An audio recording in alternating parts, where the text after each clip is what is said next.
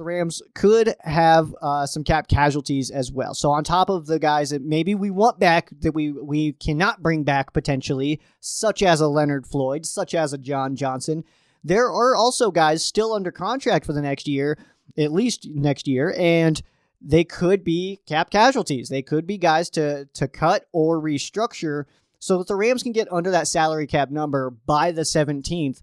That is coming up real quick. I mean, we're getting there. It's the new year. It's the day that I celebrate New Year's. I will be working this time just because I have a job that needs a lot of my attention.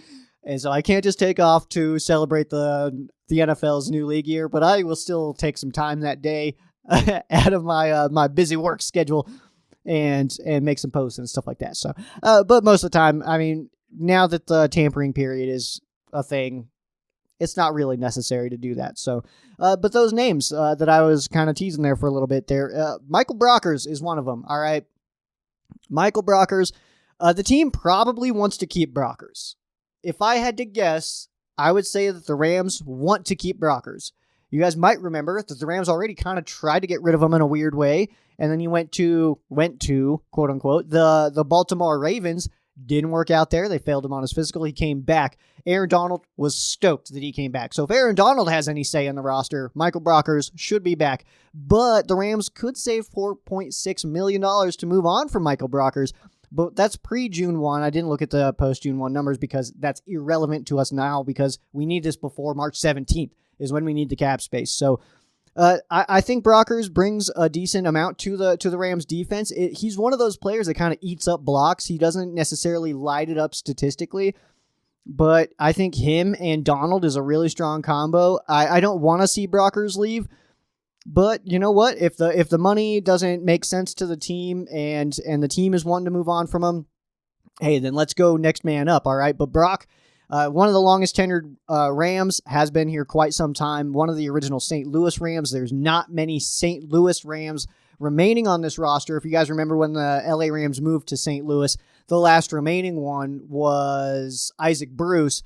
I'm assuming that in this sense of it, that last remaining one is actually probably going to be Aaron Donald, unless a guy like Jake McQuaide just plays until, he dies or something. I don't know, until he's like 80. But he's also technically going into a free agency time, and the Rams signed, Stephen Wardle to the practice squad.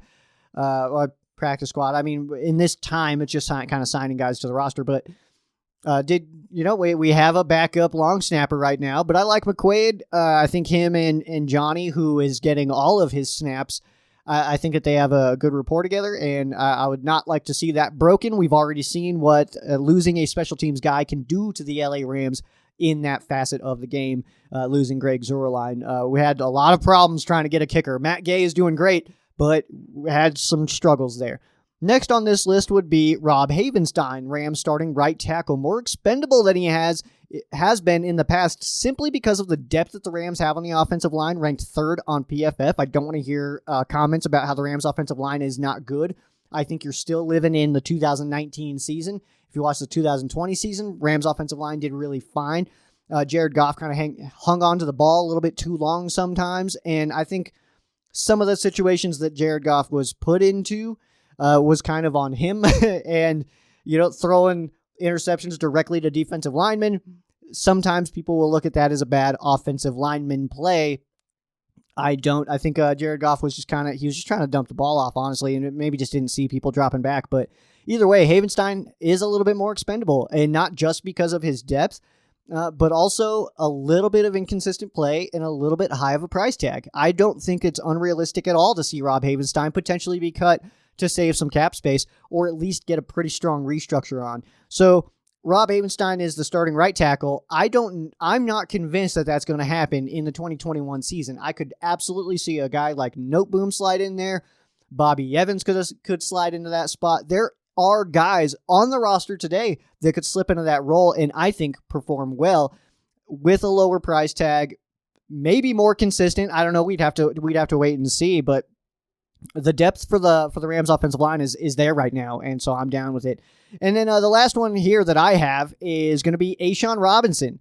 So the Rams don't save anything to cut him before June 1st. So this is why I think a restructure is a lot more likely than just cutting him. But I see no reason that the Rams keep Robinson at a $5.2 million cap hit for 2021. I think a restructure, like I said, is a lot more likely than just moving on from him altogether. But he played in 8 games, did not have a single start, did not have any sacks, 12 combined tackles, only 6 solo, and that price tag, the $5.2 million heading into the 2021 season, that is just too much for a guy who's only getting you 12 tackles, combined tackles. So 6 solo, 6 assisted. So, I'm not here to count anybody's money. That's not my job. I don't care about what you make. Hey, go make your money, Ashawn. I'm all for it. Even if it's my team paying for, a lower level of production. I don't care. Go make your money. All I care about at the end of the day is that the Rams put on a product at they go into the season not making cuts due to money. I want to see cuts due to performance. I want to see cuts due to this guy's better than you right now. I don't want to see cuts due to money. I think that sucks. It happens, but it does suck. But either way, it's on a team that needs to make some moves in the next 2 weeks to get below the salary cap, and this number definitely jumps out to me. I think a restructure is almost inevitable in this exact situation. So we'll see what happens, but those are my guys of potential cap casualties for the LA Rams in the 2021 season, which is Michael Brockers, Rob Havenstein, and Ashawn Robinson. You'll notice 2 defensive linemen and an offensive lineman there.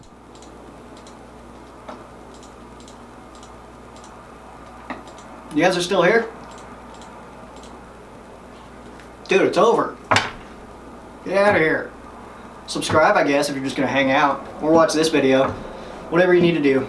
Go Rams. Peace.